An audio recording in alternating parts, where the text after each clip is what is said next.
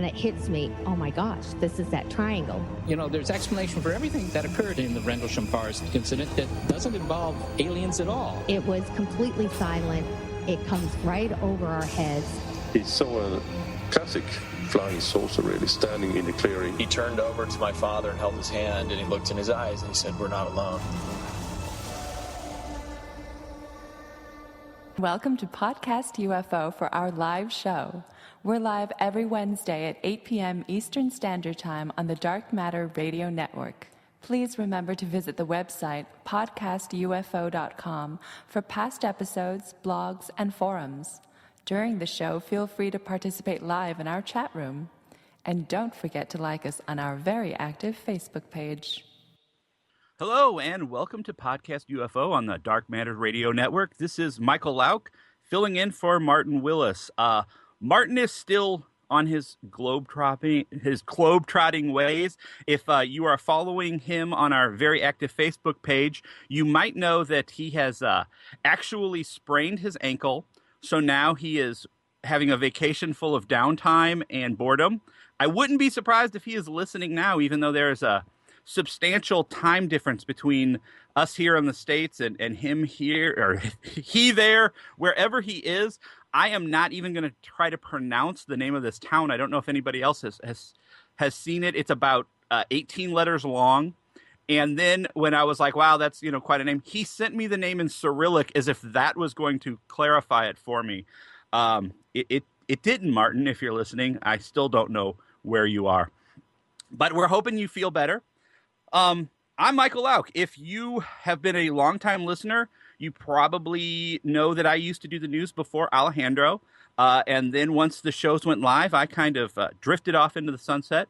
Still write for the show occasionally and fill in as a guest host here and there.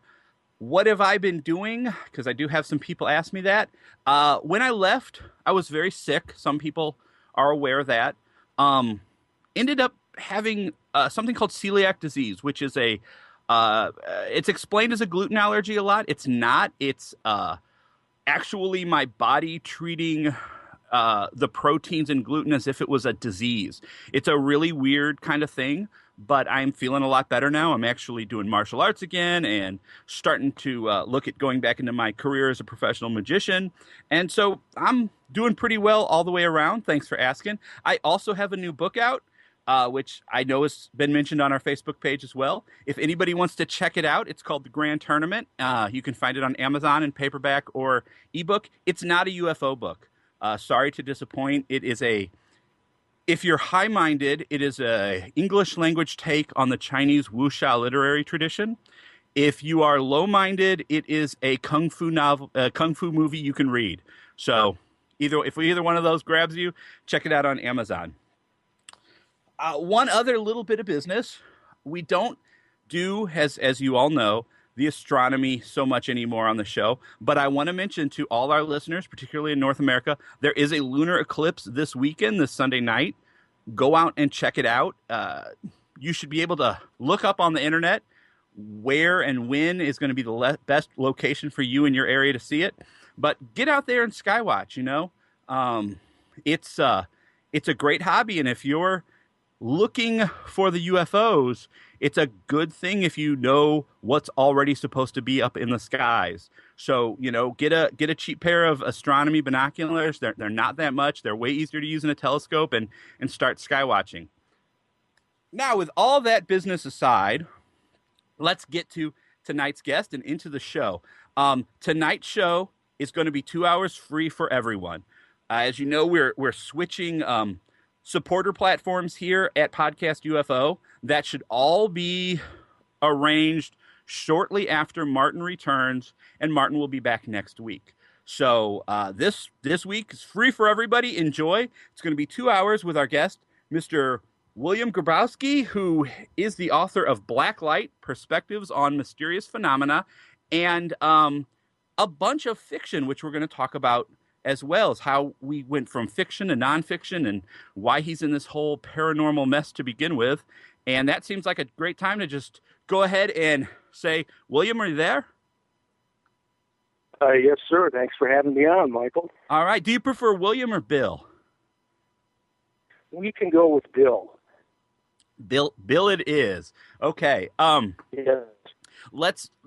The easiest way to do, let's we're always going to have somebody in the audience going, okay, this guy wrote a book on paranormal phenomena. Why should I care what he thinks? So let's just be point blank and say, why should we care what you think as opposed to anyone else out there? Sure. And I ask the same question every time I see a new book that, treating the subject of UFOs, related paranormal phenomena, and basic forte and weird things. And I guess I preface it with, as opposed to a great deal of those books, I'm probably about, as I mentioned to George Knapp, probably about a 98% on that scale. And my purpose in writing Black Light was basically to deconstruct everything I'd ever read or encountered about UFOs, paranormal phenomena. By the way, which I'm one of the psychosocial people. Hopefully not just a psycho. I think the two related. But in my book, I pretty much deconstruct those and try and take as much of the noise out of the signal as I can and strip it down to the raw data. Now, I'm not the first guy to do this, but I think I don't know if recently that's been the approach in a lot of books. I'm seeing kind of a return to a lot of pure irrationality, worship of the extraterrestrial hypothesis, and Black Light pretty much tells you why I think this way and how I got there, and like what do I make of we're all sick of hearing about Roswell, but I have a chapter on that, and just the UFO phenomenon in general. So I guess that's free to why I wrote the book. And why should anyone care? Well, they don't have to, but they're not going to get, in Black Light, they're not going to get the same old, I want to believe attitude, because as I mentioned in my introduction, I don't want to believe. I don't believe. I just want to understand.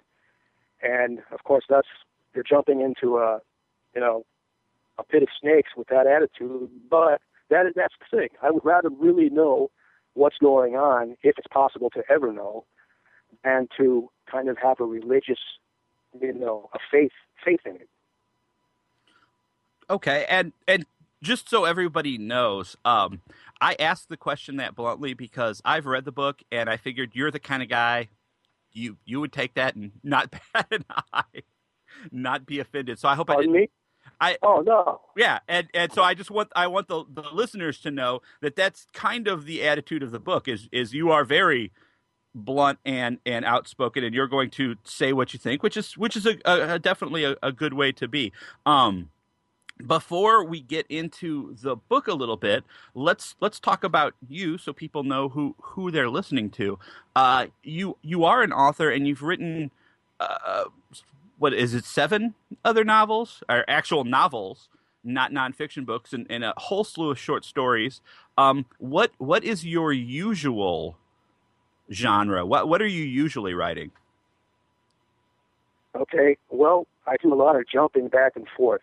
When I first started out, pardon me, I was writing for a horror magazine called The Horror Show back in the early 80s. I was with them for 5 years. They ended up winning World Fantasy Award, and my job there was I was hired to interview horror writers. I got to interview Dean Koontz, Clive Barker, Joe R. Lansdale, who was a big guy in Texas. I don't know if you've heard of him. Oh yeah, Lansdale he wrote the book Bubba Hotep, right? Oh, I was just going to say this. Yeah. Excellent. So, yes, so you do know. Yeah. So yeah, I know Joe pretty well. But anyhow, that's how I got my start. I started in nonfiction, was trying to get short stories published. A lot of rejections. So I actually got 98 rejections before my first acceptance, and then moved on through the 80s into trying to write a novel, which I eventually. And now I do a lot of, I do a lot of freelance work and ghostwriting. I've written a movie tie-in to a forthcoming movie called Castro's Cadillac, which is about a group of middle-aged guys who hatch a plot to basically rip off Castro's classic car collection. But one of these guys is an ex-CIA agent. And I also write, but I would say, to answer your question, primarily, I weird fiction, like horror-based fiction, with a mix of surrealism. That's primarily what I do. But I also do a heck of a lot of ghostwriting in all genres. That's actually my background as well. That's the best. I've written 3 books on golf and never actually played a full game of golf. It is possible. Yeah, I mean that's the business. It's a crazy one. So that's a little bit of your background. Now you've interviewed some real horror greats in the genre of horror literature. Yes. You also in this book, in Blacklight, you obviously have a great deal of respect for John Keel. Did you know John Keel? I met him very, very briefly in 2003 at it was the second, they have a festival in Point Pleasant, West Virginia, the Mothman Festival. And it was just held this past weekend. And it started in 2002, and Keel was there signing a bunch of books. And I knew he was in there. They have a place there called the Mothman Museum, which is, if you're into the whole Mothman deal, it's mind-blowing. And, of course, they have props from the Mark Pellington movie and everything. But anyhow, Keel was in there. He was coming out after a book signing, and he was being led out, and I thought, my God, he's probably exhausted because he was in his 70s by then. But what I didn't know was that his eyesight was almost gone. He was basically blind. And when he was coming out, I introduced myself, said hello to him, and we spoke very briefly. And then he went outdoors. By the way, he was dressed in a white suit with a black shirt with wraparound shade. He was kind of like the anti-Man in Black. And he really stood out in Point Pleasant. And they were dedicating there is a stainless steel sculpture of the so-called Mothman entity right across the street from this. Well, right now it's next to the museum because they moved it. And that day they had dedicated this sculpture, and Keel was out there to be photographed and give a speech. And so, yes, I did meet him. It was very brief. But he has had a huge influence on me, mostly in how I approach the material, not so much how I feel about it and write about it, because he was very skeptical. But then he also wrote some things where you're thinking, now, is he making this up, or does he honestly, because he would seem to lapse into like the extraterrestrial hypothesis, and then you turn the page and he's saying it is very unlikely that UFOs are from, another, from some extrasolar planet. So in a way, he's hard to figure. But yeah, I have massive respect for him because he kind of had an no BS attitude, I would say, most of the time, and he maintained a journalistic, kind of almost a deadpan style, and he had a sense of humor, which is very much lacking in ufology. Yeah, I always kind of got the impression from his books that he was trying to keep the journalistic, just the facts, we don't know where, but was also at times wrestling with, at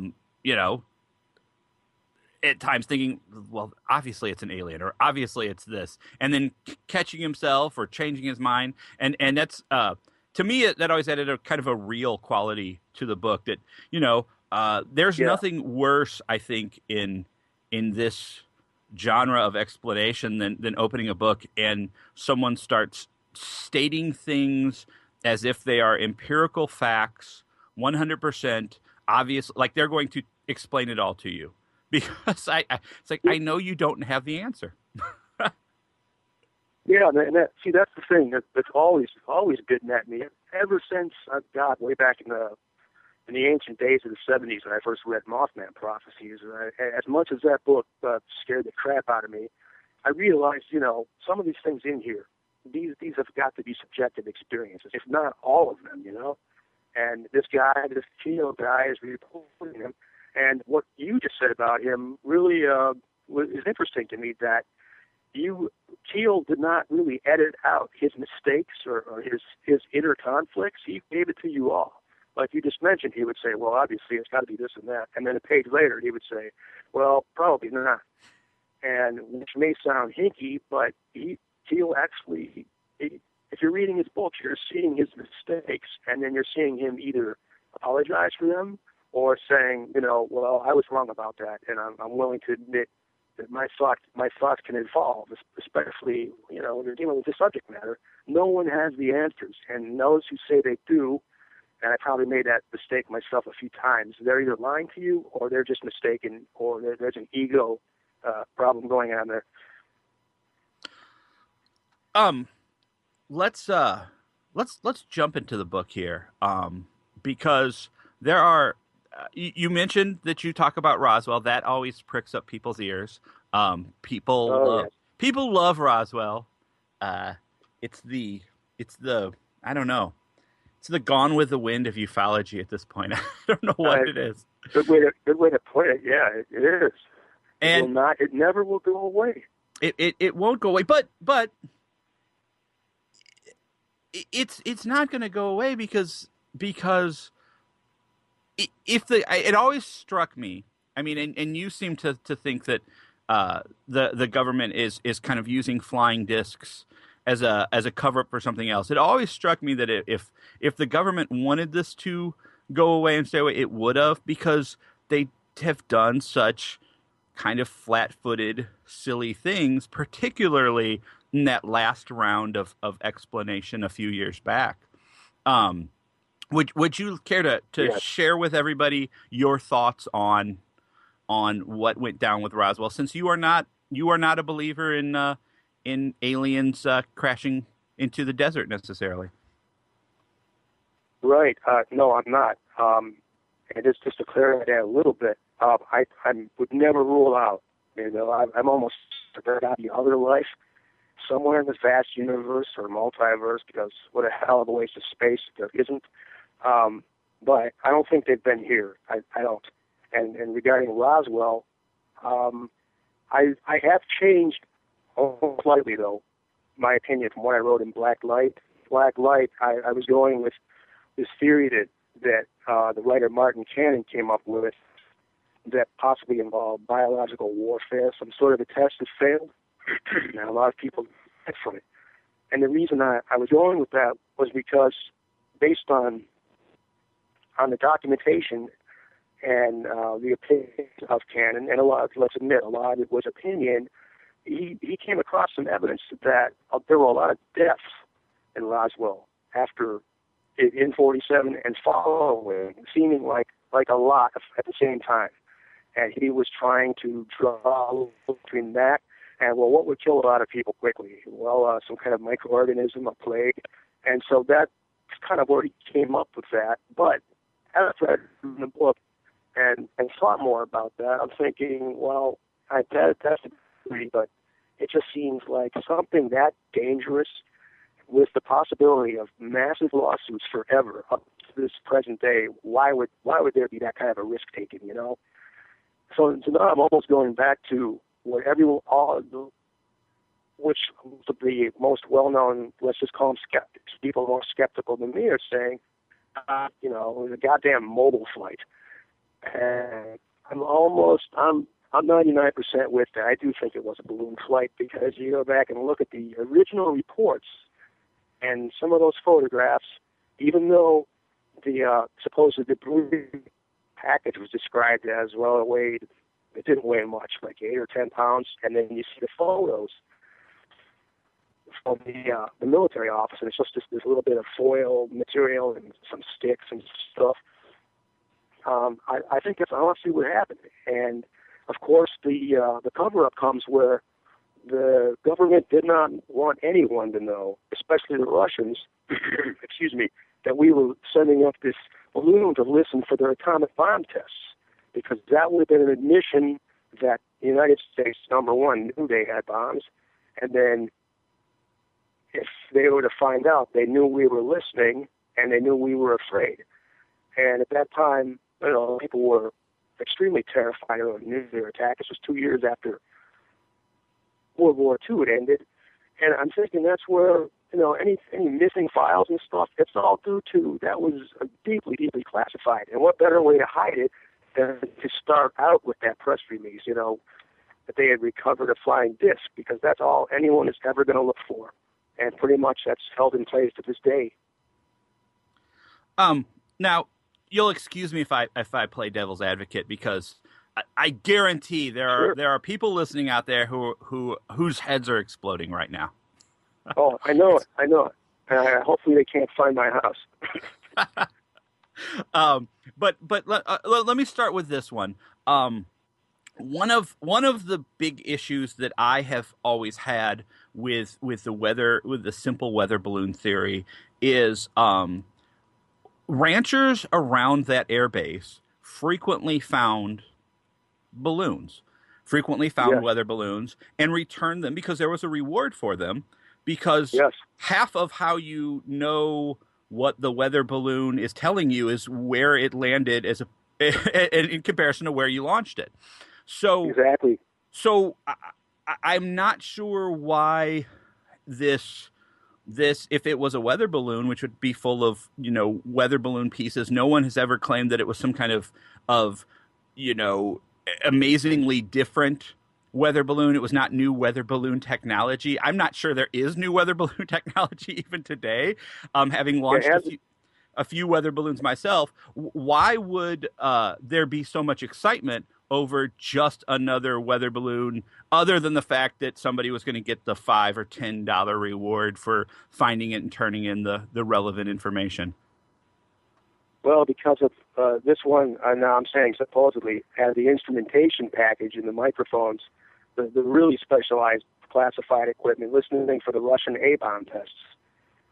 If that's indeed what that was.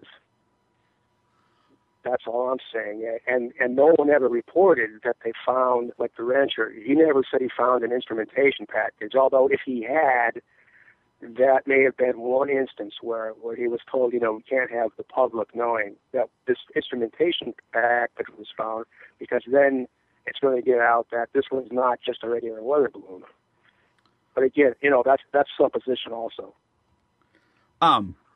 We have somebody on our chat boards, and I'd like to announce to everybody out there listening to Podcast UFO Live, the chat room is working once again on the Podcast UFO website, podcastufo.com. So come on down and join us and throw in your questions. Here is a question from the chat boards, and it's a direction I was going to go anyway, and that's Chad who asks, why would they fly the material to Wright Air Force Base if it was something that the people at the Roswell base should have understood? Well, that is a damn good question. But as far as I understand it, even even that fact is up in the air. Like, is there documentation proving that stuff was flown to right field? I don't know if there is. There might be. I'm just saying that there might be. If there is, I'm not sure I've read it. And by saying that, I mean the actual, the documents that say, okay, this was received. Right. But if it was that actual package, and they knew what it was, why would it be flown there? Well, that's a good point, and that's also why I stress that I'm only a 98% skeptic. Okay. I'm still leaving the door open a little bit, even as regards Roswell. Now, have you ever run across, in looking at Roswell, another question I'm going to throw out there? Because like I said, I know heads are exploding over Roswell. They always are. There's yes. I mean, it's like, if you want to pick a fight at any given time, anywhere, you can do pretty much one of 3 or 4 things. You can state a political opinion, you can make fun of the local baseball or football team, whichever is in season, or you can start talking about Roswell. One of those is going to get somebody angry at you. So, it's the equivalent we might have to explore this more. Somebody on the chat room is saying that there was a Freedom of Information Act document that does say material was flown to Wright. So we might need to look into that. And all right, I sit corrected. And the other thing that I was going to mention is, have you ever come across, if you dig into the local Roswell papers, there were disc sightings in the area, actual disc sightings in the area before that storm and before that the material was found. Have you ever run across any of that? There was the most famous one is a couple on their porch who watched a disc.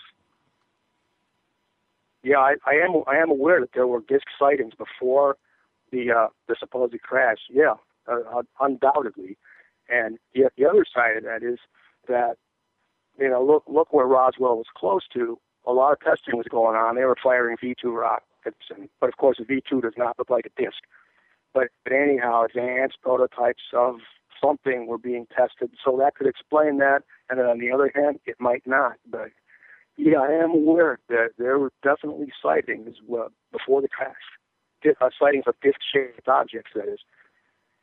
Okay, and we're not. I'm not giving up on Roswell yet. We're gonna beat this horse a little bit longer. One of the things that you say in your book, and you've mentioned, you were kind of thinking that there was some kind of a bio warfare project going on. Is that the flying disc explanation was an attempt to divert any investigators away from what was actually going on and get them just on a complete wild goose chase. Yes. My question is, given the fact that we are just a couple years out from World War II, we are staring, in this who's going to blink first contest already with the Soviets and starting everything else up. America, although war weary, I would think still would have had very much that, to quote a cartoon, we did it before and we can do it again. We are the strong arm of freedom and democracy, and we if we have to, we can take it, and we can win this and we can fight this out. Which is why we were doing things like saying, "Oh yeah, if the bomb gets dropped, just get under your desk, kids. Don't worry about it." Yeah, I recall those drills when I was in kindergarten. Isn't admitting that there are flying discs of some sort? Isn't that all? And isn't throwing out this kind of alien BS cover story? Isn't that almost inviting people to feed into the fear of maybe this is something we couldn't win? Isn't that almost like bringing up the one enemy that we couldn't just take our Yankee can-do spirit against? Isn't it kind of a bad cover story? I guess that's the crux of my question. Yeah, I would agree, and I would think that that shows, if that's in fact what, if this was a cover story, and it seems like it was, that it was sort of a bad idea and probably not very deeply thought about.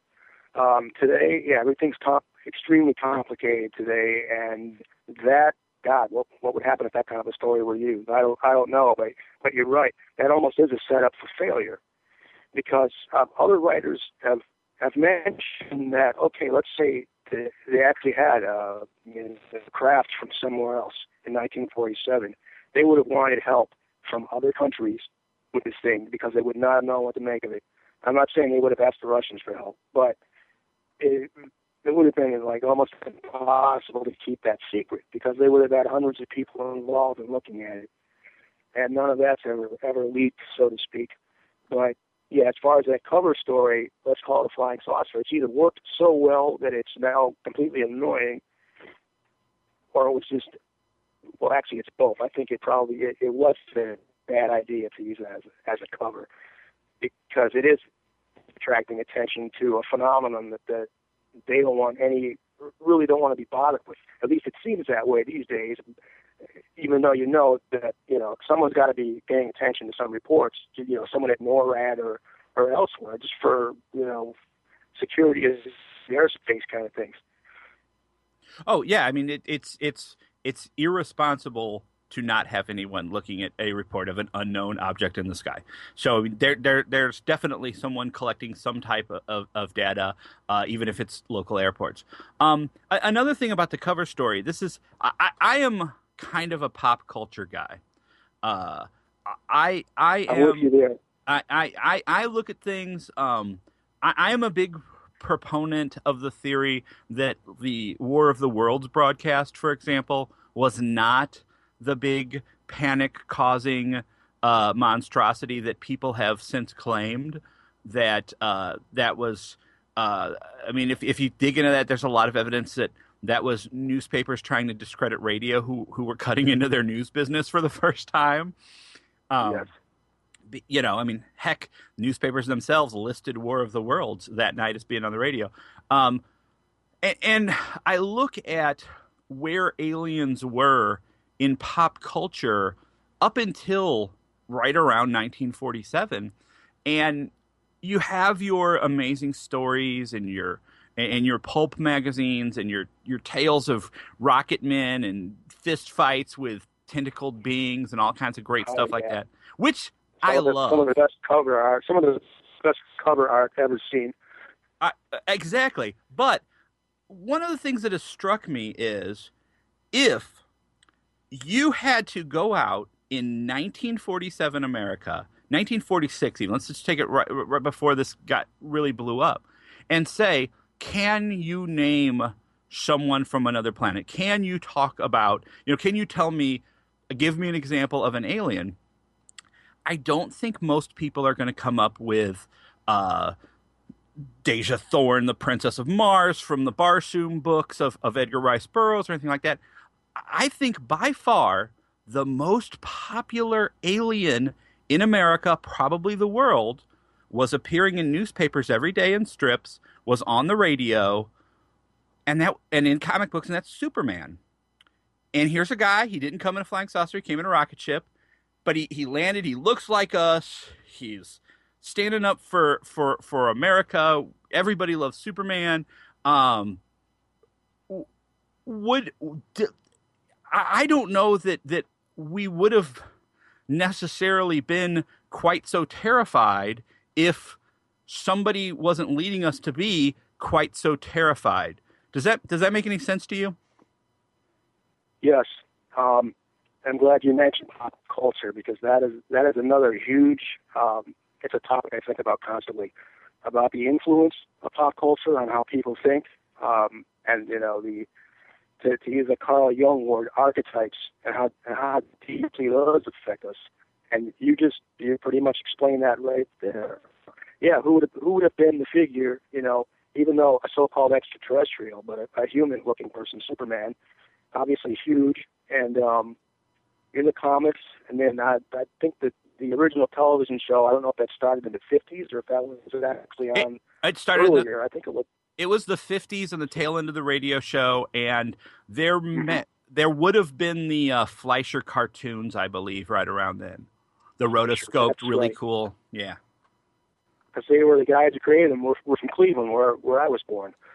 Not that means anything. I just thought I'd throw that in there. But there's a book by this guy named Ken Hollings. Maybe you know about it. It's called Welcome to Mars, Politics, Pop Culture, and Weird Science in 1950s America.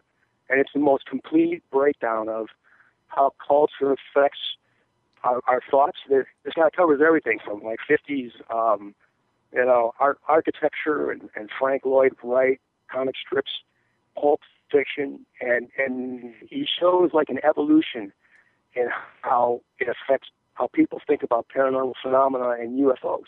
And it feeds into exactly what you're saying about what would have been in people's consciousness during the Roswell times. Yeah, I have a copy of that somewhere, and I have not read it. I believe my wife, quote unquote, cleaned up for me. And I have no idea where that book is. I need to find it, because that kind of leads into something that you frequently hear people say. We see grays because of close encounters. We see. Oh yeah, right. We, our community, and it's like, well, but that was kind of based on what people were always. So there's a lot of arguments there, but to me, what has never quite made sense is if that is the case, were people seeing Vulcans in the 70s? Where is a lot of people don't realize how huge in America, at least, and I know we're talking to an international audience. Yeah. But a lot of people don't realize how huge what quote unquote Dalek mania was in the early 60s in Britain when Doctor Who, the television show, was first on, introduced some of the most alien looking aliens ever to be on television at that point or in movies. And Daleks were so huge that, I mean, they made 2 American Doctor Who movies, even though the television show had never been on over here with Peter Cushing, and it was everywhere. So like where are the Dalek influenced UFO reports of the 60s and things, and there always seems to be a disconnect to me with that some of that pop culture influence just doesn't quite seem to be there. What do you think? I'm thinking that its influence is not, it doesn't saturate the collect much as the way it's written about. Ken Hollings covers that, though. I'm not saying he's trying to push this where, yes, this explains that, because you make a good point about, I was just reading about this, like, why are there no reports from the 70s, right? There was a flat in 1973, and then, that's right before everybody starts reporting abductions, and why has there never been a single report of, a spot-looking extraterrestrial in an abduction report? Not one, well, if there was, it wasn't reported. And then you're talking about the Daleks and Doctor Who. I have or had relatives from England, and they first started visiting when I was very young, in the 60s, and they talked about Doctor Who. Of course, I didn't know what they were talking about because we didn't have it on, at least in Northeast Ohio, until the early 80s on public broadcasting, right? Same in St. Louis. Oh, okay, so you saw it. But yeah, it's making too strong of a point about the influence of pop culture. The influence is definitely there, but it can't be as deep as maybe some have tried to get us to believe. Because where are the Dalek reports? The UK landings and stuff like that.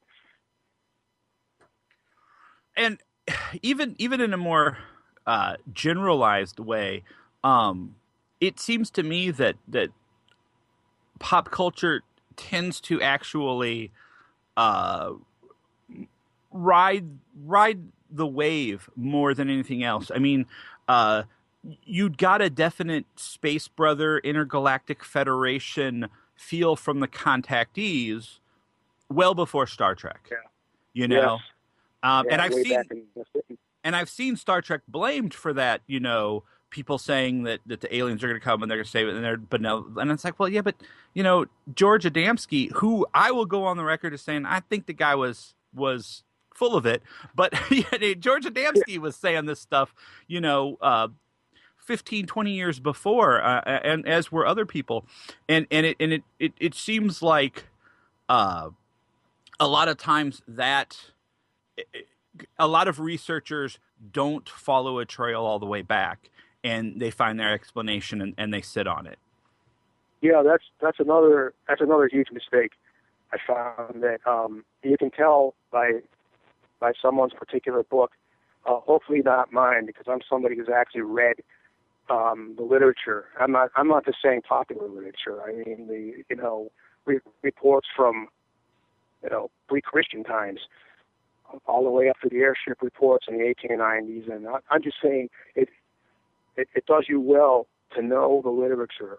Like you mentioned Adamski, read tons about Adamski. In fact, I think the very first UFO book I ever had was from my uncle, and it was Inside the Spaceships. It was this hardcover book, which was like 1954 or something like that. And it was all water stained, and my uncle gave it to me. And I read it, and God, I was probably 10. It scared the crap out of me because it had those photographs in there of these black and white photos of these giant cigar-shaped craft with these orbs coming out of them and discs. But yeah, Adamski was describing. I mean, even the clothes he was describing, these extraterrestrials was wearing, they were these science fictional, like colorful, tight-fitting deals with the silver belts, and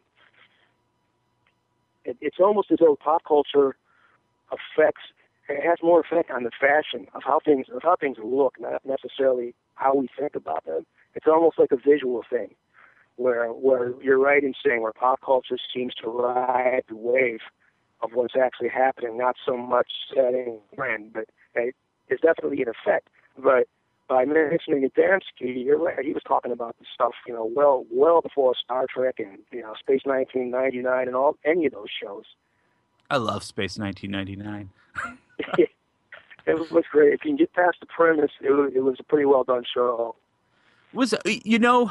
I will give. Well, we're just going to take a sci-fi segue here for a second, folks. So, I recently started rewatching Space 1999 because it showed up on Hulu, and I'm a huge fan of another live action group, the same group did, called UFO. Which if you've never seen UFO, you should check it out. I have seen it.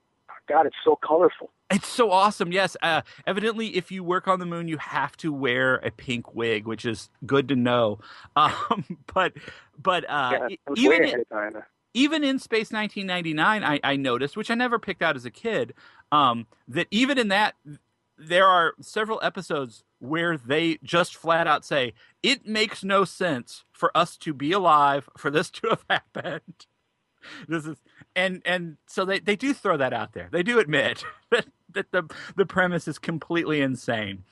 You know what? I had forgotten that aspect. They do mention it, and if I recall right, the way they mention it, it's almost a kind of like a doubt of what level of reality they're experiencing. Like, how could it's the moon? How could this happen? And even if it did break away, how could it travel so fast and enter other solar systems during their lifetimes? And they did acknowledge it. You're right. Yeah, because I was surprised. I have to, when it popped up a while ago, I had to, I was like, I don't think I've seen this since I was about 11 or 12 years old.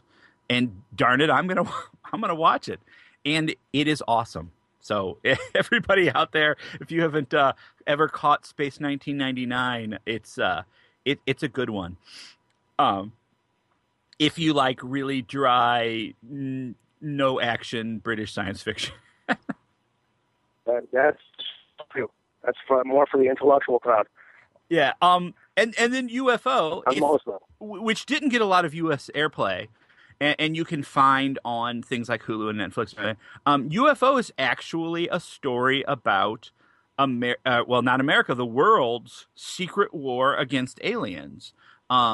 As was The Invaders, which came a little bit earlier in America. The Invaders. Oh, that scared the sloppy joes out of me, let me tell you. I haven't seen as much of The Invaders as I would like to. I did get to see a big chunk of it because here in St. Louis at one point, our PBS station was running it. And what was it their little finger wouldn't bend because it was fake? That was the difference between us and the aliens? Yeah, it was like that was an element of the show that, when you see it when you're really little, it scares you. But now you're like, what the hell? Like, why would that matter? But you're right. It was an element of, it was, and I think it was the little finger. And it's completely absurd. But the rest of the show, I mean, now, I don't know if it would hold up now. I haven't watched reruns. But for the time that it came out, I mean, God, I was dripping with paranoia. Just like, Outer Limits is another paranoia-inducing show, but more on the monster end. But Invaders was pretty well done. But it's well after it was in the 60s. I think it was started in black and white and made the jump to color. Yeah, that's right. Yeah. Quinn Martin production. So, it had, I love a good Quinn Martin production. And it's a Quinn Martin production because they tell you often. But, Yes, they always did. And Quinn Martin had stock in like the solar system. but that seems to kind of, to me, be the outgrowth of the paranoia that started, in the 40s and 50s, and you see it in a couple movies. In the 50s, you get the Earth versus the Flying Saucers, with Ray Harryhausen special effects and things like that. But before that, I don't know that there was a huge amount of terror of aliens. Are you by any chance a listener to old radio shows? Whenever I get the chance, which isn't often, but I'm very fond of them. I don't want to go too far into it, but yeah, there was a radio show that it may have inspired a TV series called One Step Beyond, which was an old black and white show. It was kind of like, it was actually a separate show. Yeah. Yeah, you know about it then. Okay. Yeah. And I have listened to recordings of, there were they were doing like adaptations of H.P. Lovecraft stories. Algernon Blackwood, who wrote The Willows, a very good weird fiction story about elemental spirits. I just can't think of the names of the damn shows, but I do listen once in a while because there's stuff all over the place on the internet. Yeah, if you get a chance, or if anybody out there gets a chance to listen to X-1, and before that, what was the name of the show? It'll come to me eventually. There are two radio shows that were both done in the 50s. One is basically a reworking of the earlier one, but it's an anthology radio series from period magazine stories, usually Galaxy. And I'm often struck by how in those stories, when there are aliens, we being the Earthlings, a lot of times are already the bad guys. Even that early, because they do. I mean, they do an adaptation of Ray Bradbury's Martian Chronicles for one, and we do not come off well in the Martian Chronicles. No, you talk about paranoia. Despite Bradbury's poetic gentleness reputation, there's some nasty stuff in that book. I mean, it's fantastic, but it's horrific. But yeah, so if anybody gets a chance to check out X-1, and man, the other one, I should know this, but it's a great survey of kind of what was going on, and when you listen to that, it's really surprising what was in the science fiction at the time. As far as what we thought of technology, Dimension X, that was the earlier version of it. What was accepted? There are a huge amount of rockets. It's always struck me how few flying saucers, quote unquote, there were in science fiction for so many years. You're right. Most of them are the classic, pointy cone rockets with the fins. Oh, you do not see a lot of discs. Yeah, I mean, the shinier the better for a rocket, right? Yeah, of course. It's polished aluminum. Man, yes. Chrome. I think when I have a spaceship, it's going to be chrome. It's going to be chrome or nickel plated.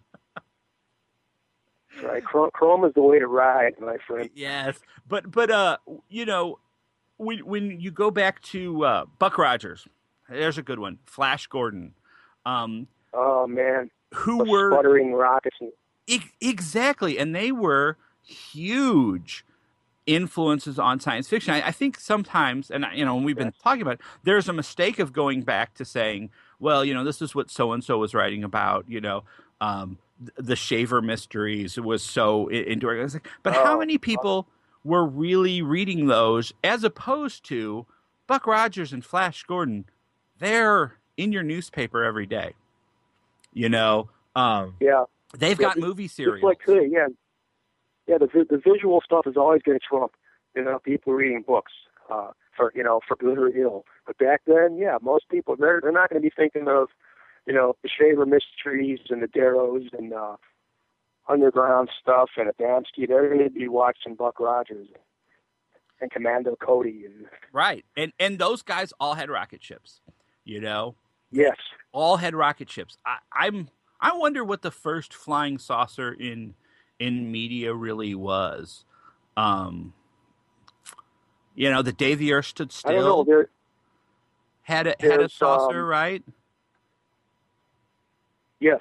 Yeah, and it was. I'm trying to think. Was it? It wasn't really an shaped saucer with that cupola on top, but it kind of had beveled edges. And I'm talking about Earth stood still. And then there was Earth versus the Flying Saucers, where one of the saucers hits the Washington Monument. Washington Monument, definitely. I want to say that's 55, 57, something like that. Yeah. Yeah. Because that's Harryhausen. And I know that Day the Earth Stood Still is actually, I know it was before I was born. It was like 51 or 52. Right. And it was directed by Robert Wise, who went on to direct The Haunting in like 62. And it's actually based on a short story called Farewell to the Master. And in that story, it's not a flying saucer. It's an ovoid, an egg-shaped craft, which has struck me. I think when we had forums, I wrote about that on the forums. That here's something interesting. It's not a rocket, but it's still not a flying saucer. Some media manipulation there. But then it's Kenneth Arnold, it's Roswell. There were a bunch of other little things happening at the time because, of course, Kenneth Arnold didn't see flying saucers. He saw things that moved like saucers. He saw boomerangs. And he did drawings of them, and that remark about skipping like stones, and that got blown out of proportion, and look at the effect that's had. Yeah, and then that's when the discs came, but people were already seeing some discs right around then. And have you ever run across any reference to the term flying saucer actually predating Kenneth Arnold? I don't think so. There is the earliest mention I know, and this is probably after.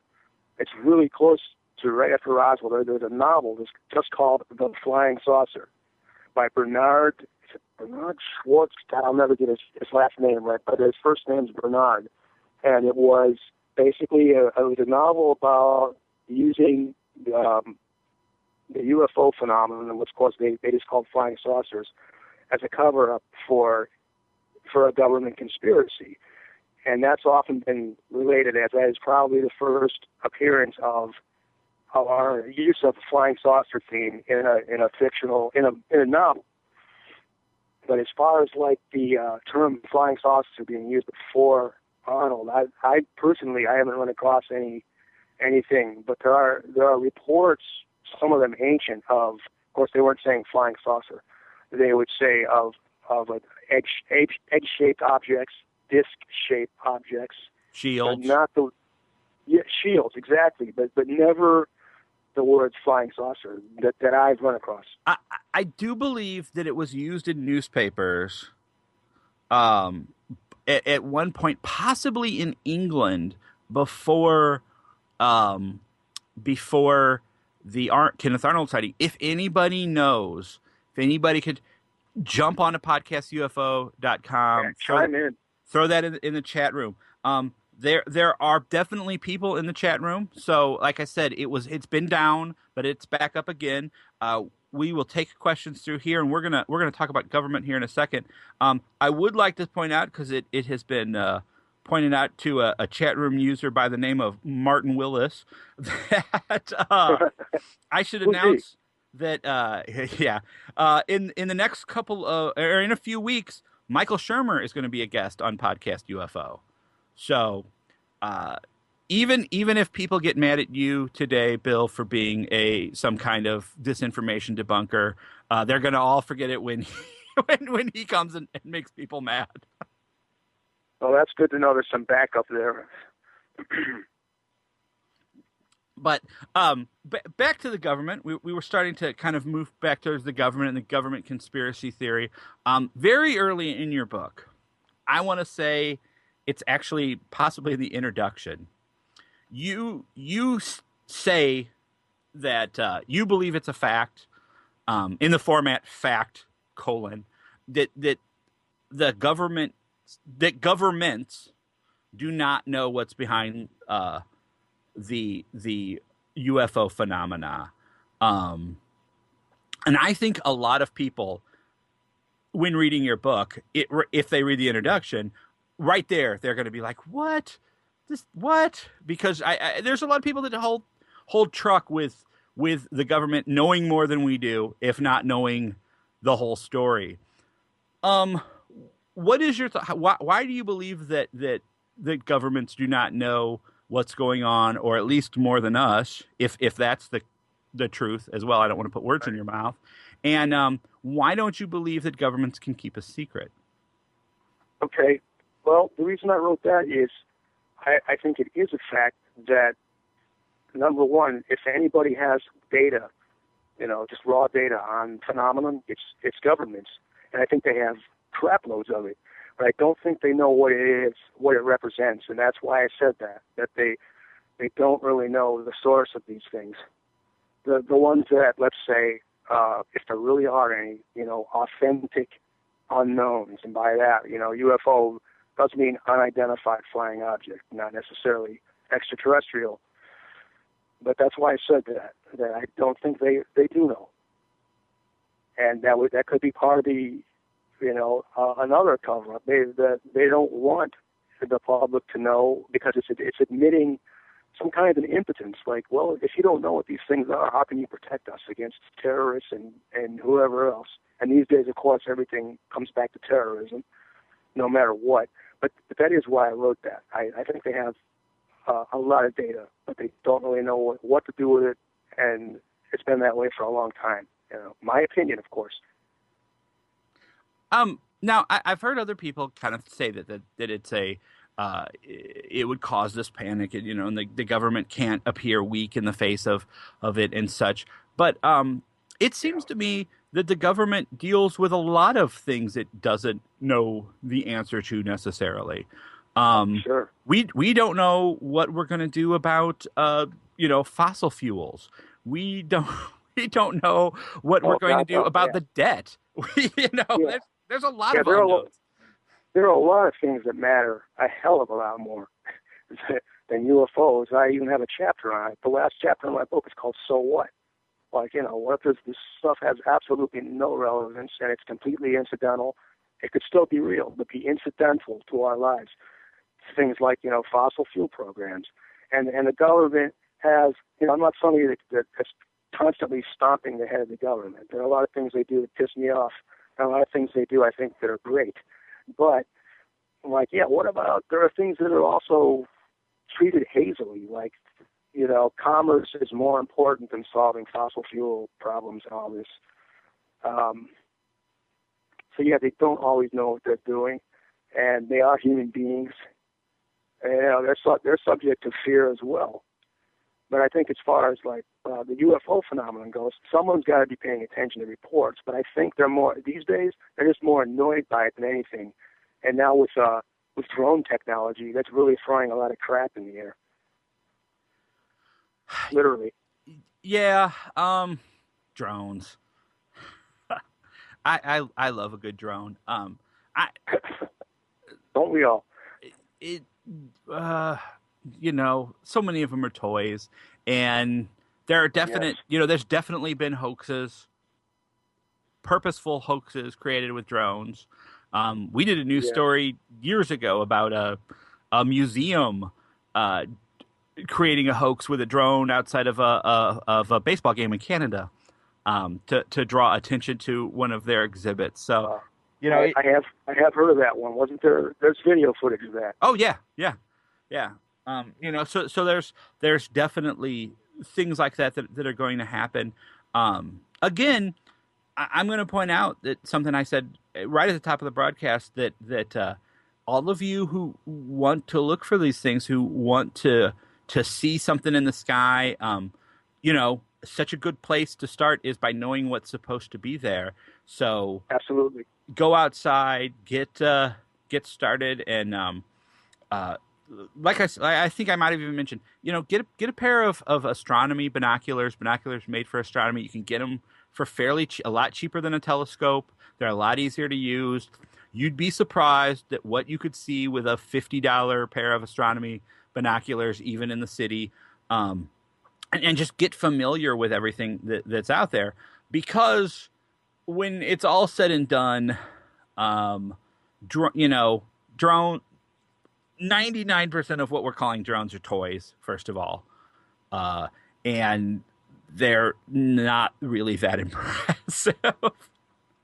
Yeah, when you see them in the harsh daylight, you're like, well, this is a configuration of plastic and microprocessors and some lights, some propellers.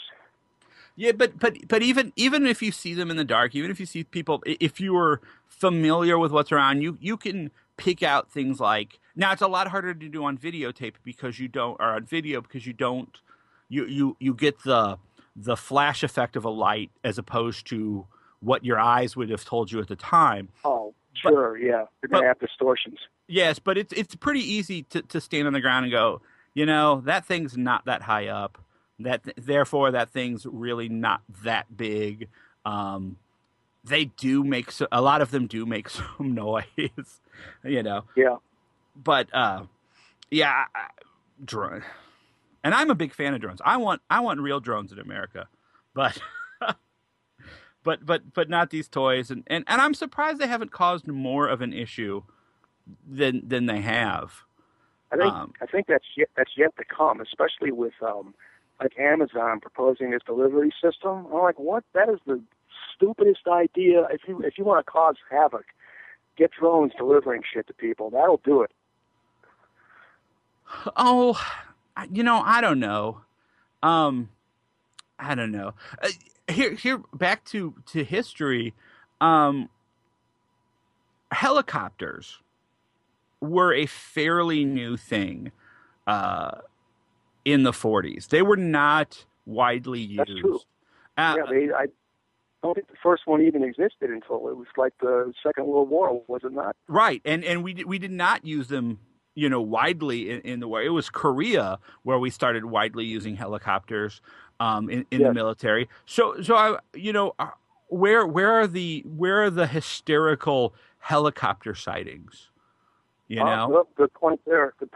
I mean, beyond the, that's a whole other show, like the Jim Keefe Black Helicopters Over America deal. But as far as if you're speaking in terms of drones raising havoc, I just don't think that's started yet. And it worries me personally that, of course they would have to fly below a certain, threshold to avoid commercial aircraft.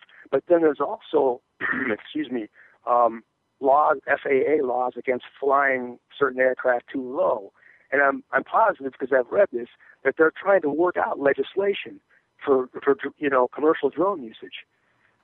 Oh yeah, they definitely are, because there are some really legitimate great uses for real drones. If you're if you're a cattle rancher, right, and you have a drone that you can put up in the air, it has a sensor, and say follow the fence until there's no fence and tell me what's happening. You don't have to have people riding your fences anymore. That's another superb use for it. You could have a drone fly through relatively long stretches of power line and monitor, what's going through the power lines, read their EM fields very easily. I mean, there's a lot of really great legitimate uses for drones that could save a lot of people a lot of time, effort, and money. And a lot of those uses right now are being filled by helicopters. I will throw out there. I was going to say, just not to intrude too much here.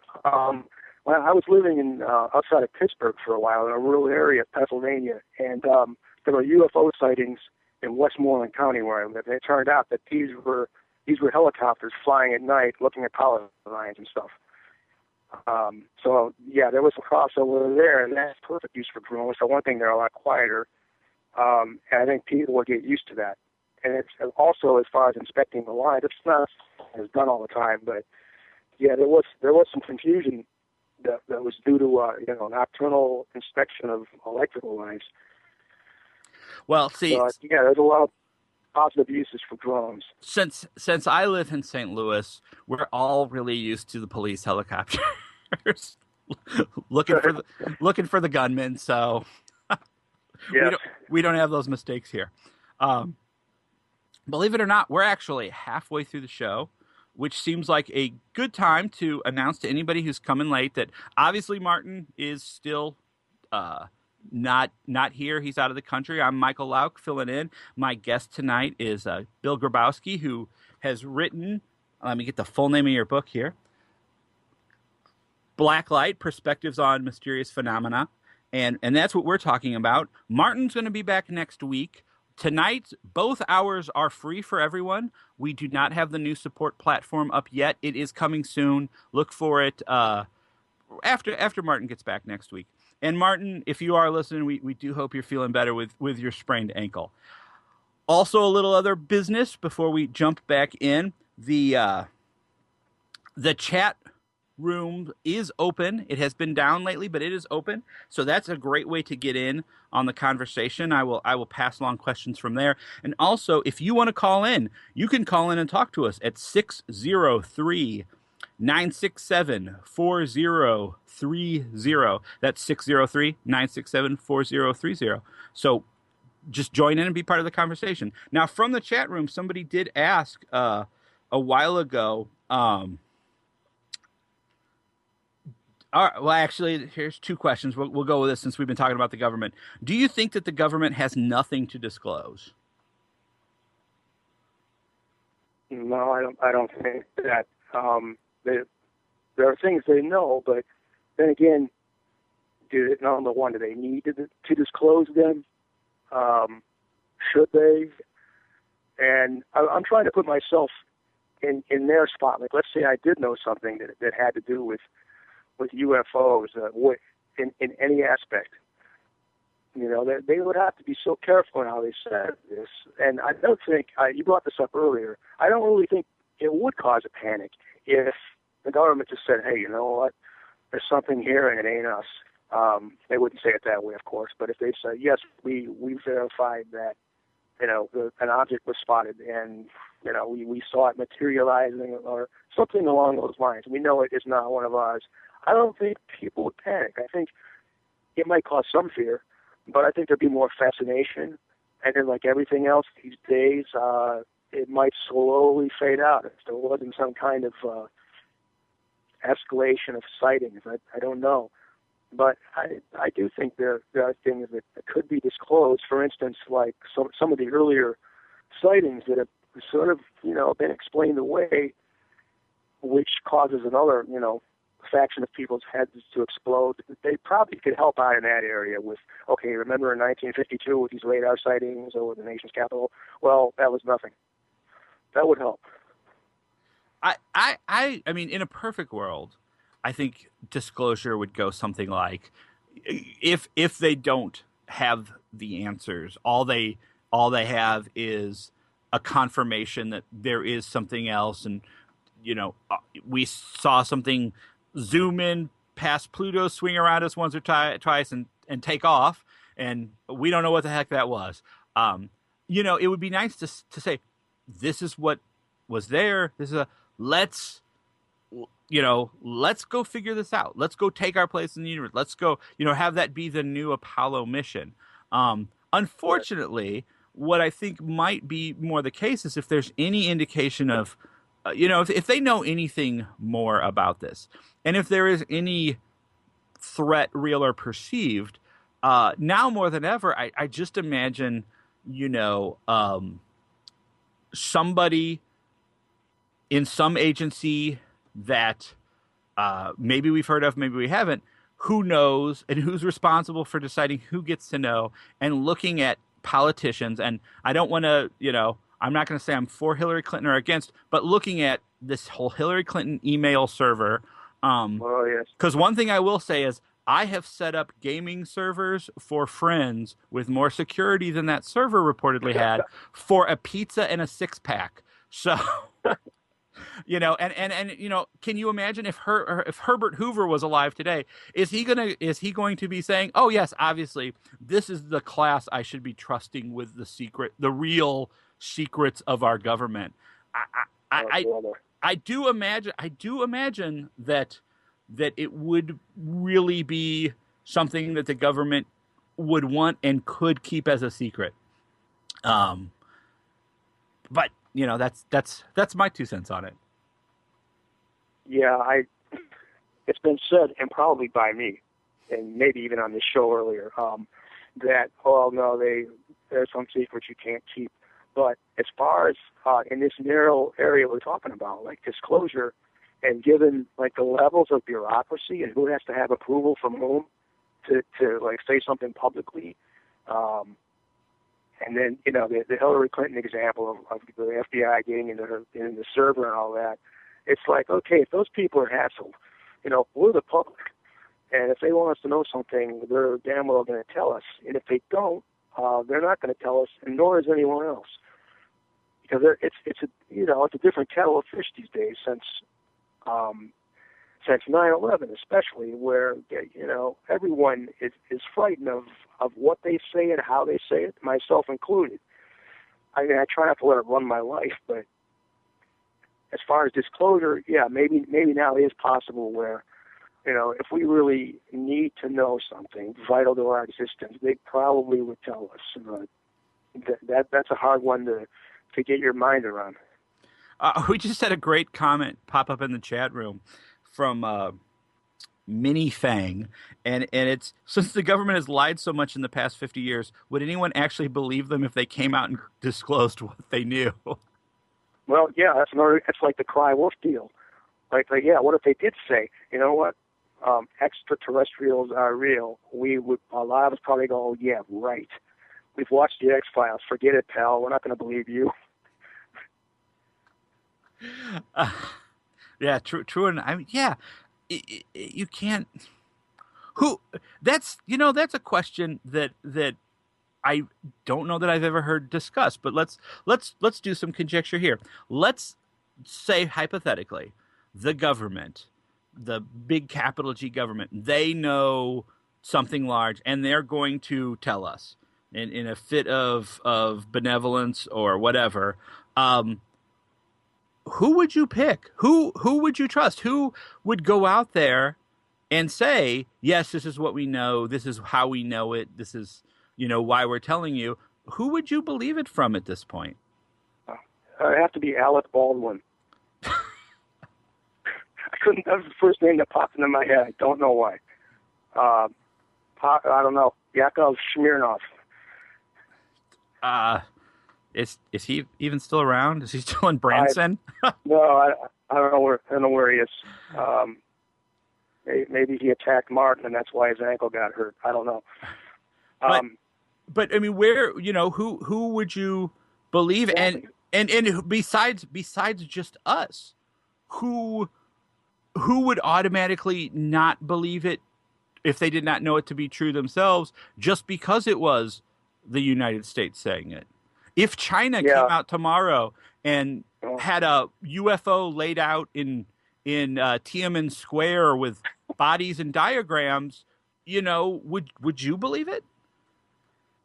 Man, I'll tell you what. I would be. I think I would have a magnifying glass over my computer screen just to check that out, and maybe even try and figure out a way to get over there.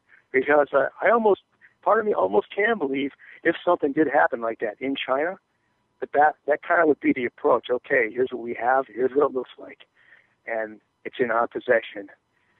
And yeah, I know you can fake a lot of things on the internet, but something of that scale, where obviously there would be thousands of people around it, I don't think that could be faked.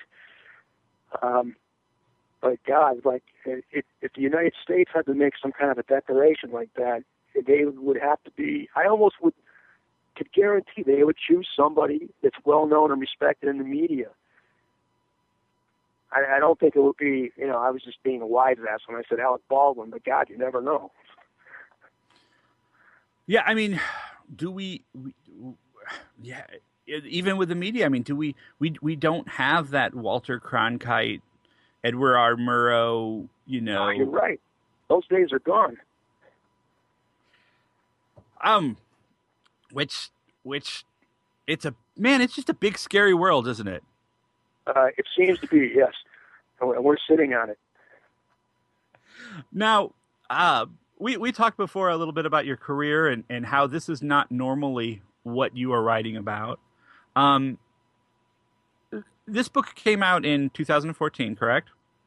Yes. Is this, are you one and done?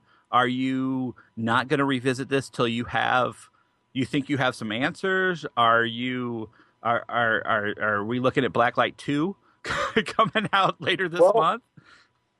Good question. The thing is, unfortunately, I'm the guy with all the questions. I don't think I have any definitive answers. After I published this book, I thought, well, you've mined all your journals and people you've talked to, interviews and stuff like that, the material that went into this book. I don't think it's going to be a standalone. Like, yeah, that's the only one. But having said that, I think it's probably going to take me a while to write another nonfiction book about UFOs and paranormal phenomena, because so much has happened just between, it's not even a year yet since this book has been out. Just the way I think about things from reading others and then also just watching what's going on in the world, everything evolves so quickly. It's really hard for me personally just to keep up with even UFO phenomena, because there's so much hoaxing going on today, and mixed in with, as we mentioned before, like drone sightings, and then a regrettable. I can go to a lot of these websites, I don't want to mention any, where it's if you look at the comments, well, there was one about the Roswell slides, very well-known UFO writer, and God, I feel sorry for him, that would not end about these Roswell slides. And then when that came out, it was a photograph of a mummy, like, oh my God, look at all this time that was wasted. But the field's been that way since the 50s, and I realized that because they just didn't have the internet at that point. But to answer your question, I'm pretty sure that I'll write another book. I just don't know when that'll be. And I have been actually, I did start publishing on paranormal stuff back in the 80s, but it was in such a small press magazine called The Gate. And I believe the first issue I had anything in was an article about, it was an interview with Carlson, that's what it was. And there was also an article in there by Stan Gordon, who lived a few miles from me in Pennsylvania, who researched the called Kecksburg UFO crash, and we really don't agree on a lot of stuff. But I did start writing about this a long time ago, and then stopped, and then started again in the early 2000s, and that stuff became Blacklight. Now, let's talk about your voice for a second. You don't. I mean, we've said it here today. You are not a big fan of the extraterrestrial hypothesis. You're okay. What do you think of other people who are not fans of the extraterrestrial hypothesis? How do you? We've talked so much about how we're viewing the UFO phenomena. What about the skeptics and the debunkers? How do you assess the state of their nation right now? Do you have any of the problems that I think a lot of the listeners to this show would have with those communities? Well, it's been said before, but I'll say it just to make it clear to you and to people listening, is that when it comes to the skepticisms, like I'm definitely I'm against the extremists, like the extreme believers in the ETH, the extraterrestrial hypothesis. I'm also against the extreme skeptics who will not entertain any theory whatsoever about possibilities that we are being visited, whether it be physical craft from elsewhere or from I guess where I go further away from skepticism is that I'm willing to entertain the possibility of parallel universes. But as far as the weak point in that theory is, well, okay, there probably are parallel universes. How do the beings from those universes get here? That's a big problem. And then the people behind that, actually, John Keel was one of them. He calls it the super spectrum and things of that nature. But he also couldn't get his mind around, well, okay, they could be in other universes, and they could be even human. But how would they get here? And now, physics seems to have a way around that. But to try to wrap your mind around that is difficult. And like regarding skeptics, Philip J. Klass, who is now no longer among us, his was one of the first books I read too. It was called UFOs Explained, and it came out like 76 or 7. And I first thought, oh my God, this guy is unbearable. But I learned a lot about him, mostly just how to keep your head together. But I don't think he was right about anything. He seemed to be not open at all, even though he would say, okay, if you can show me this, evidence, I will open up. And I probably he was honest about that. But when someone came along with evidence that he really couldn't mess with, he seemed to back off. So I can't put myself in that camp.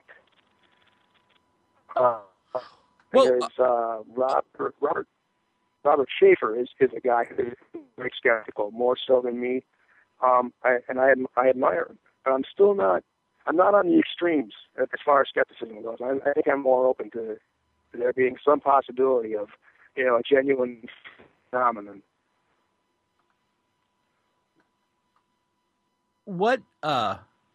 So what would it take for you personally to say, oh, damn, aliens? Yes. Wow, in my case, I'm a bad case. It would almost have to be like a very close encounter, so to speak, with some unusual entity. And then even if that happened, right away I'd probably be thinking, okay, I just had a cerebral accident, and I'm having a stroke, and I'm hallucinating or something, and I would hope someone else is around me to see this thing. That's what it would have to take. The little thrown out stroke hypothesis. It would have to be something like that. I'm having temporal lobe epilepsy right now. Well, okay. So is there no organization then you would trust? I mean, it would have to be personal for you. Until you feel the cold steel of the probe, you're not going to buy into it. Yikes. Thinking of that again, it would depend on who. Okay, if you're looking for a name, I guess if someone like Jacques Vallée said, okay, here's the evidence I have, he would have to show you the evidence, right? He is someone I would trust. I will go over the edge there and say, yes, I will trust Jacques Vallée. If he says, okay, I have evidence and here it is, I would check it out, because I don't trust anyone, 100% who does. But if it would be anyone, it would be him. But, or there's a guy who has a website called the UFO Trail, Jack Brewer. His opinion I would trust. But what about government agency or governments? If let's pull.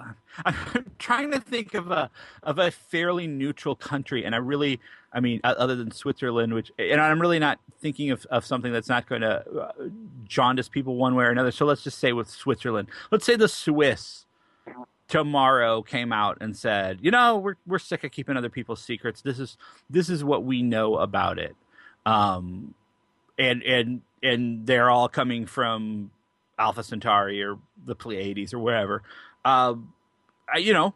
how much stock do you place in something like that?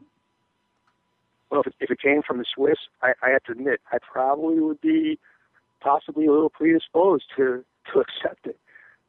Again, it would have to be they would have to present something anyone making a disclosure would.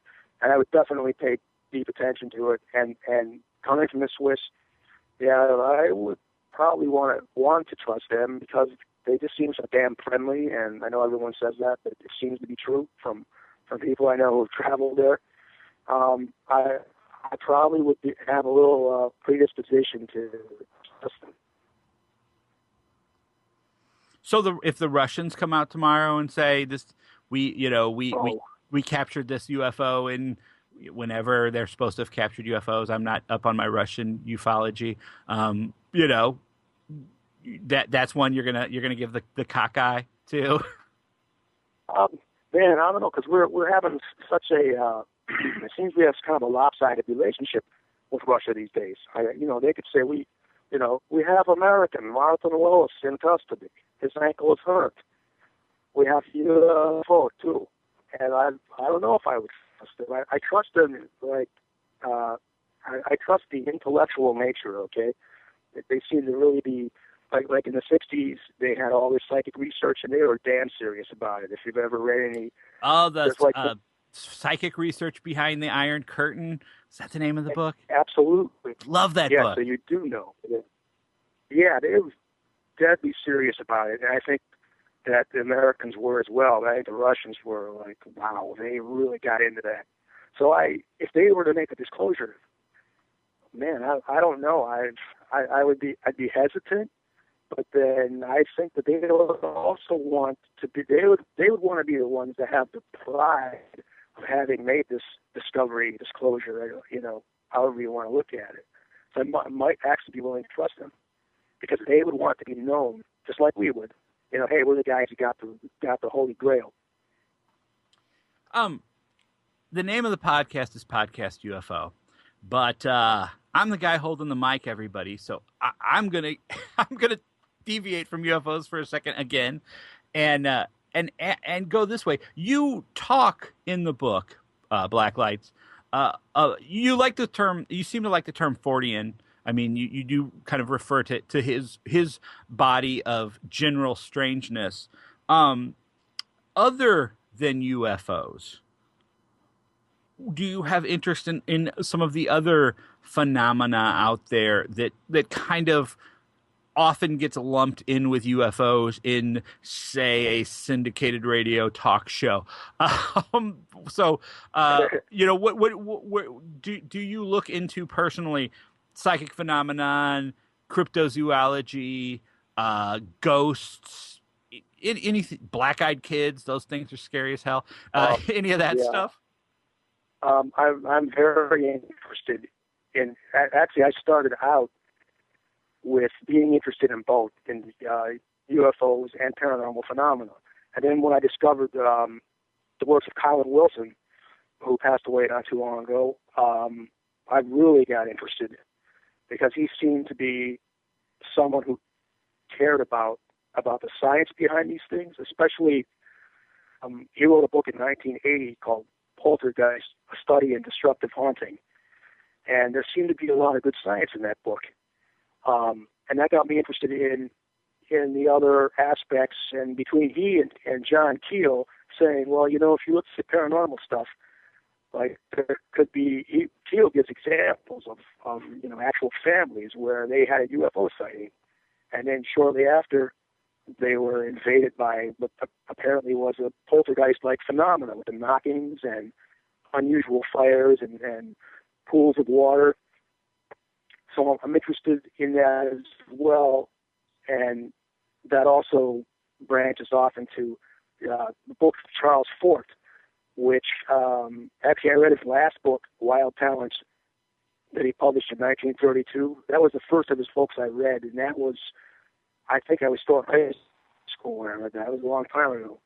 But yeah, I have a very large interest in all these phenomena. The only possible exceptions, as you mentioned, black-eyed kids, and there's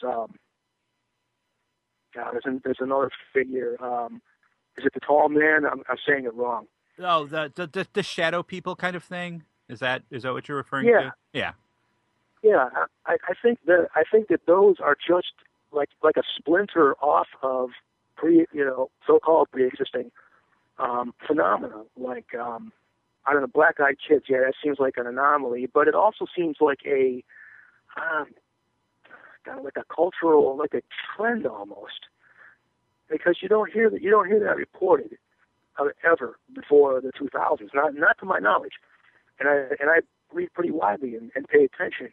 So I don't know what to think of the black-eyed kids with the black-eyed children. I really don't know. You know what? I mean, yeah, it sounds freak. I agree, and it's like, where did they come from? Exactly. It's like a meme, except that then on the same side is. Then it struck me not too long ago. I was cleaning some stuff up, and I came across my stack of Montague Summers books. Are you familiar with Montague Summers? Yes. Okay. Listeners, if you're not familiar with Montague Summers, he was someone who was very convinced that about 100 years ago that vampires were quite real and instruments of the devil. And he has some crazy books, but one of the things that kind of dawned on me was that the whole having to be invited in aspect, which several vampiric beings supposedly needed in different cultures, according to Summers, that seems to be a theme in these Black-Eyed Kid stories. And is this the new I don't know, resurgence of some very ancient odd it does. whatever. It almost does seem like it seems like it seems like a cultural updating, just similar to like the airship sightings in the 1890s of dirigible-like objects. One of which took place not far from where I'm at, in Sistersville, West Virginia. It's about 30 miles from here, and that was like a precursor where the where the phenomenon acted like modern-day UFO. It cast bright lights on the ground. Strange beings came out and said absurd things to people. Took cattle, I believe. Oh, that's right. Yeah. He apparently, wrote the cattle up there. But yeah, the black-eyed kids and the having to be welcomed over the threshold. That I wasn't aware of that aspect, but that does sound like it's another instance of like a cult, the manifestations so-called updating themselves to keep up with the culture. I have a question from the chat room from somebody who's simply a guest, doesn't identify themselves, because this, I think, might open a whole can of worms. Now, I'm going to read exactly what they say, and it's, ask him what he thinks about, in all capital letters, abductions. Dun, dun, dun. And I'm going to, I read your book, so I'm not going to talk for you. Okay. Well, what I think, and this has evolved too, because I didn't have a high awareness of these things, abductions that is, until it predated Whitley Strieber, and I don't remember what. It could have been a Jacques Vallée book where it was mentioned, but not in. It was before it was a big, cultural, before it was even a blip on the cultural radar. And I thought, I kind of took it seriously because I have evolved from someone who pretty much accepted extraterrestrial hypothesis. So when I first heard about abductions, I'm like, well, it would make sense, but why would they need to do it as often as they seem to? And then when I read Valley talking about that, saying, well, here's why abductions probably aren't what they appear to be, because why would they need to be so crude? And when we have technology to do it much without causing trauma, I changed my tune. And then I evolved into the thanks to reading Jim Keefe, and Martin Cannon.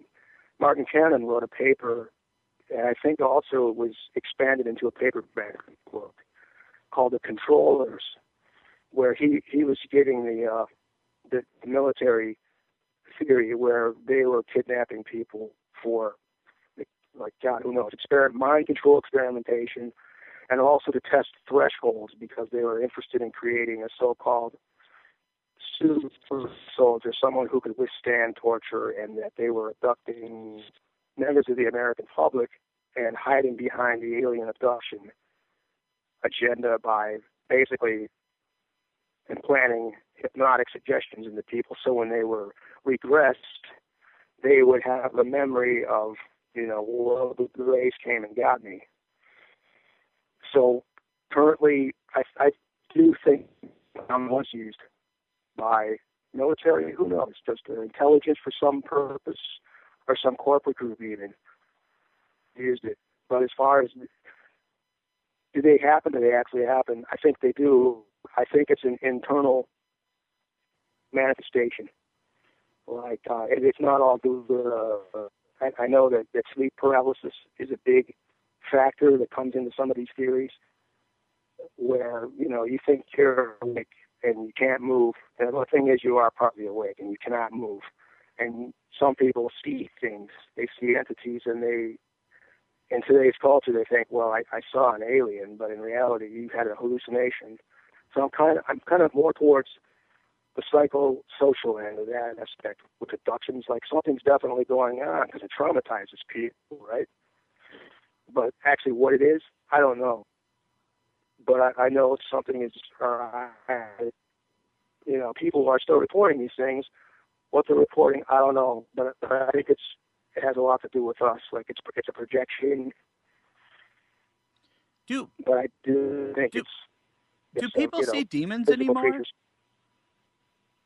I mean, well, they still they're seeing something, and I think depending on your background, like if you have religious faith, and let's say you have an aggressive haunting in your house, you're going to say, yeah, there's a demon here.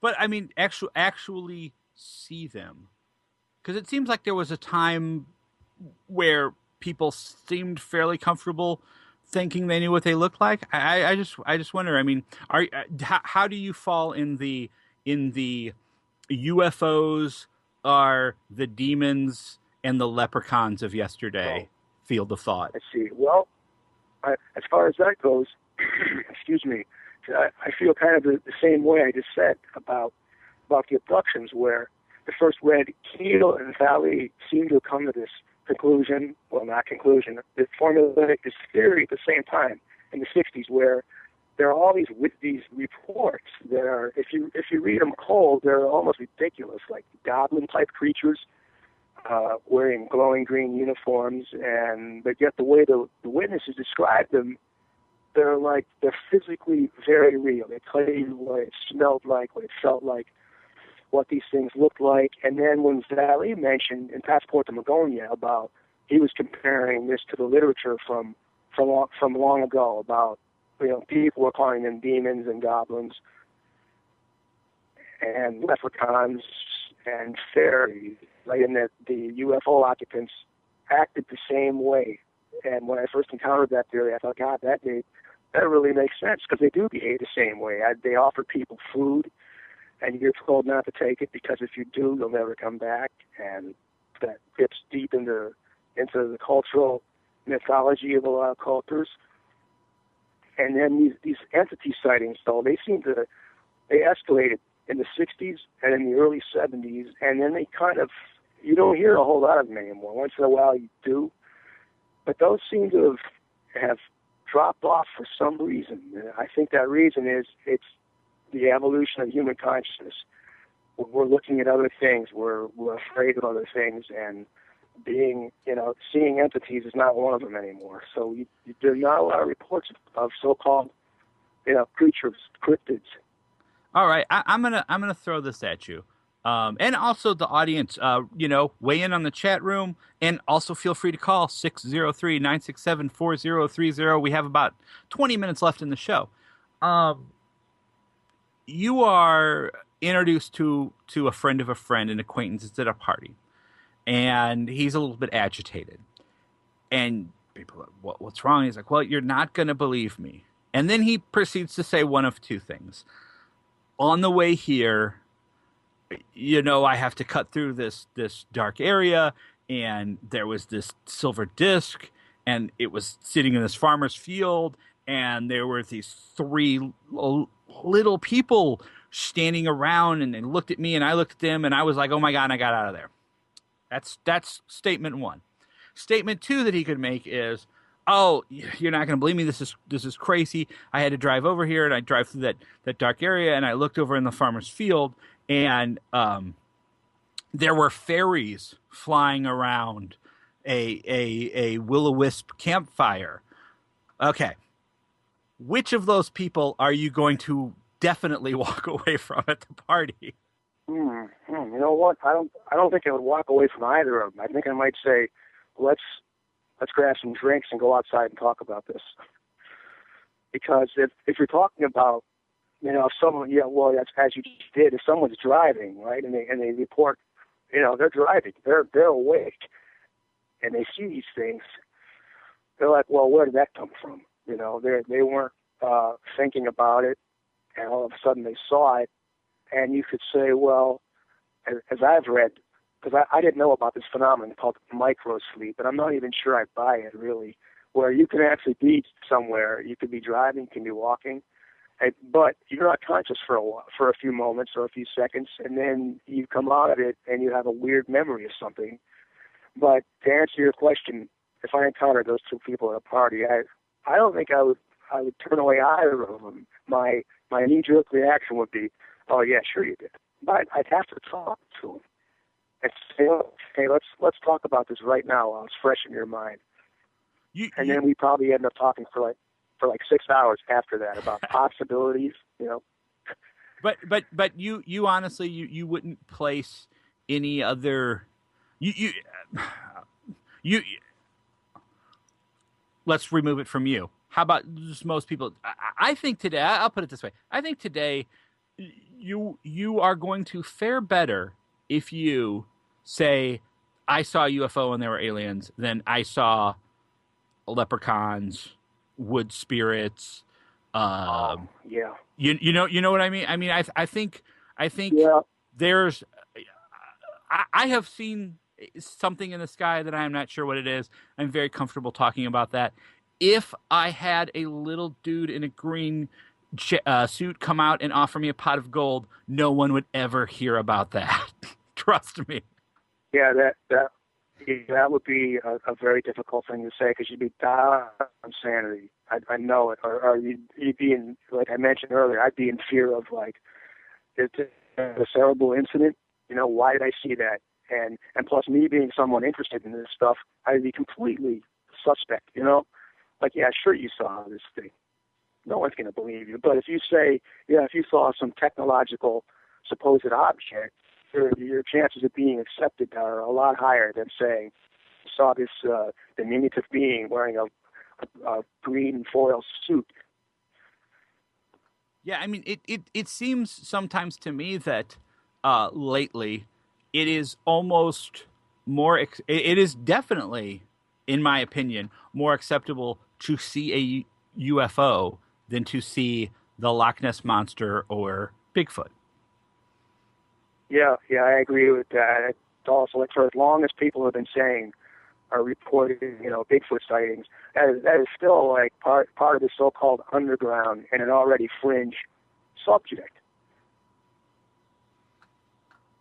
And even like the West, there was a photo. I think it was an '80s photo. It looked like a massive. It was under the photo of like a massive fin, and that's what it looked like. And apparently that photo has been, I guess, debunked is the right word for it. I'm not sure how. I don't remember reading that report about, well, how did they conclude this was not part of an organic creature? Do you know anything about that? I vaguely remember a sonar image of a fin, but that would have been earlier. I think that would have probably been in the '60s, maybe the early '70s. But yeah, I have to admit, I'm not super up on my Loch Ness Monster. Well, I'm not either. I mean, We have to Basically, all draw I the know is line what. and to say, hey, I can only put so much on my Yeah. plate, right? Yes. Yeah. Well, we are in the final minutes. We've got 15 minutes left. If we were a traditional radio show, it would be the final segment. So before we throw a final question at you, I would like to give you the opportunity in an open mic to tell everyone how to find your books. Okay. Thank you. Well, the easiest way would be just to go to Amazon.com and type in William Grabowski, Grabowski, and that will bring up all my works, all my published works, and there's a section there. Primarily, it's divided between, I guess I would say a branch of science fiction and weird fiction, plus horror fiction, and a movie tie-in I wrote with Michael Sales. It's called Castro's Cadillac. That is it's a darkly humorous book. A group of middle-aged guys who get together and want to steal Fidel Castro's classic car collection. And I would say if you like the television series Burn Notice, you would like Castro's Cadillac. It has that sort of humor, but the spycraft and stuff, that is, I tried to be as realistic as possible about that, and not just have it be a slapstick. But yeah, primarily, I would say I'm known as a horror writer, and have been for a while. Mostly with nonfiction, as I mentioned earlier, with interviews with other writers and book reviews. As a fiction writer, that's my favorite genre. Would be weird and supernatural. So, if our listeners want to hear or want to read more on your thoughts on the UFO phenomena and such, obviously the book is Black Light, Perspectives on the Mysterious Phenomena, your nonfiction book. If they're now interested in your fiction, what do any of your works jump out as being the closest crossover? It's like you're interested in UFOs. Here's my book. Here's my story to read. I see. Yeah, my first novel, excuse me, it's called The Untold, and that has a lot of basis in a lot of the reading I did about mind control technology and control of mass populations. And the gist of the book is about a guy who goes up he visits upstate New York, this old Victorian, where his parents vanished. And trying not to spoil it, he comes into contact with a paramilitary group who are up there for kind of the same reason. They're trying to figure out what's going on, and it's like a so-called window area. And the horror story it's based on hauntings by elemental beings, and that would be the closest crossover between paranormal stuff, and there are no UFOs in it. But as far as crossovers between actual things I've read about paranormal phenomena and mixed into fiction, that would be the book. It's called The Untold. Okay, great. And that's right there on Amazon, paperback and ebook? Yeah. All right. And even hardcover. Oh, and hardcover. But for people you're probably better. Who have a workout, right? I do you, as a writer, do you have a preference between the when you read between formats? Do you still like to crack the binding on a good hardback? Are you a paperback in your back pocket kind of guy, or are you just reading on the Kindle? Yes, definitely. I still prefer to read on paper because mostly I spend a lot of hours every day working online, and that's not my favorite format to read on, like, to read a novel, excuse me, or actually to read anything at book length, and even though I have to do it as part of my job as a freelance editor. But yeah, I still prefer books in print. I know they kill trees, but at that point, they're dead already. Trees grow on trees, everybody. It's okay. This is true. Yeah, I feel a little guilty saying that, but yeah, I still prefer, reading a book, because you have the reading stuff on a screen for me is kind of I don't know, it's intrusive in a way that reading a book still has that silence aspect to it. Different experience. What, both in the realm of your nonfiction book and your own personal enjoyment, what's on your reading list? What are you reading right now, and what would you recommend that the podcast UFO listeners check out? I read primarily. I read nonfiction. I love to read stuff about I'm taking a risk saying this, how the intelligence community works or doesn't work.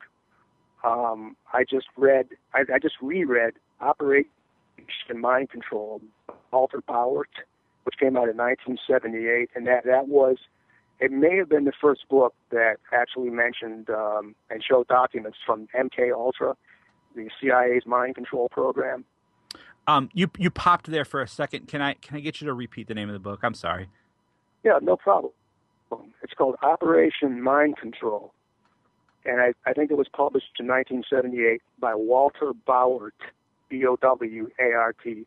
I just reread that, and I also just read The Puzzle Palace by James Bamford, which is a book about the NSA, another scary organization.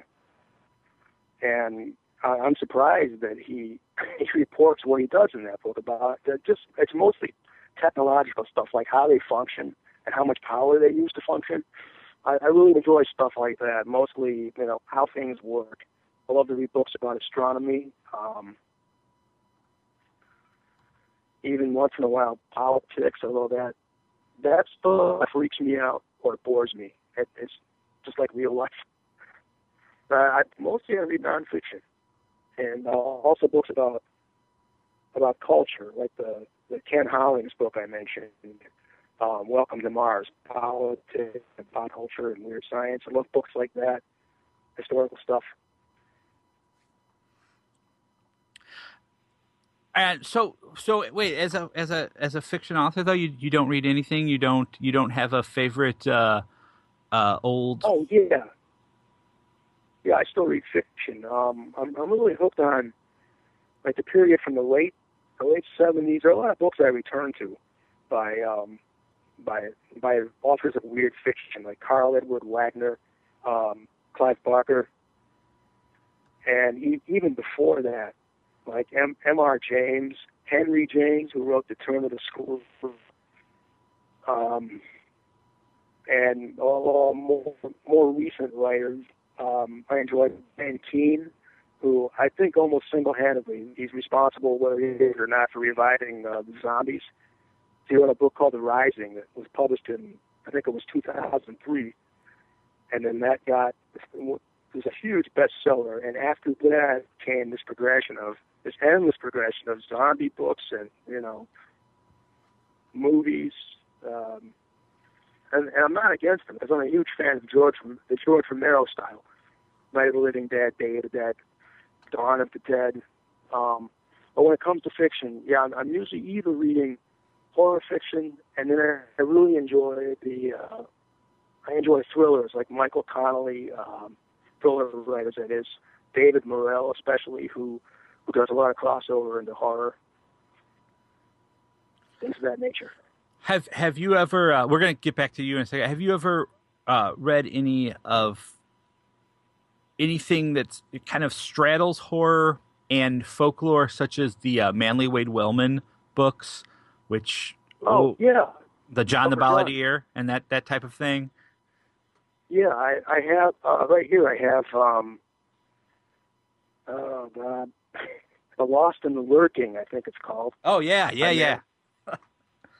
Manly Wellman, and he was a neighbor of Carl Edward Wagner in Chapel Hill, North Carolina. In fact, Wagner took care of Manly Wade Wellman in his final days. I really enjoy him. God, I wish I could have thought to mention him, and now I have, thanks to you. His mix of folklore and horror, incredible stuff. Joe Lansdale does a similar thing. Yes. One of these days, I want to fight Joe Lansdale, but that's an aside. Because he that one he has a martial arts school. I have a martial arts school. There you go. Let's throw down. Well, something's got to happen there. Exactly. Plus, right? you live sort of close to him, close enough. I had I used to be a professional magician, and I had a long-standing challenge. It was like, I will fist fight any Vegas magician just to prove who's the best.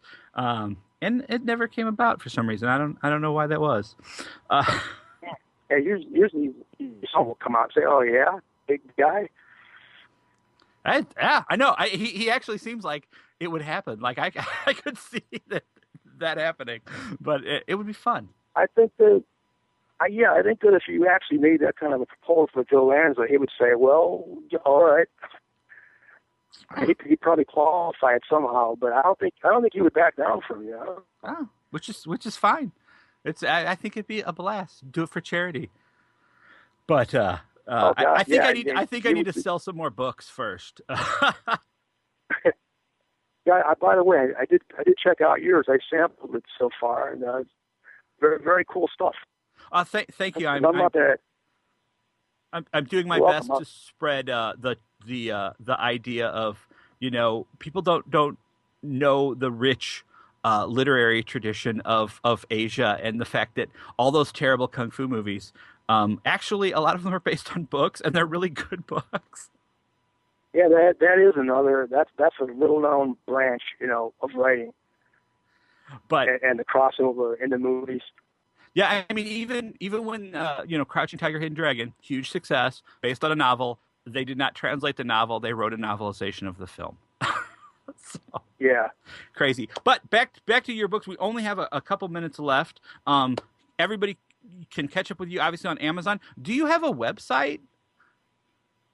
Yeah, I have a blog. It's called The Night Run, and to get there, it's thenightRun.wordpress.com, and I try and update it.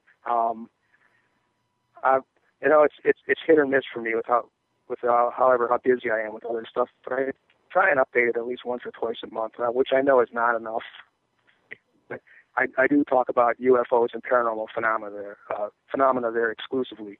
It's called The Night Run. On WordPress. And we could probably search for your name on WordPress too and come up with you, I would imagine.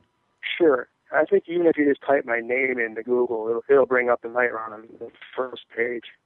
Does it is your blog connected to your Amazon author page? That's always a great way to find that stuff too.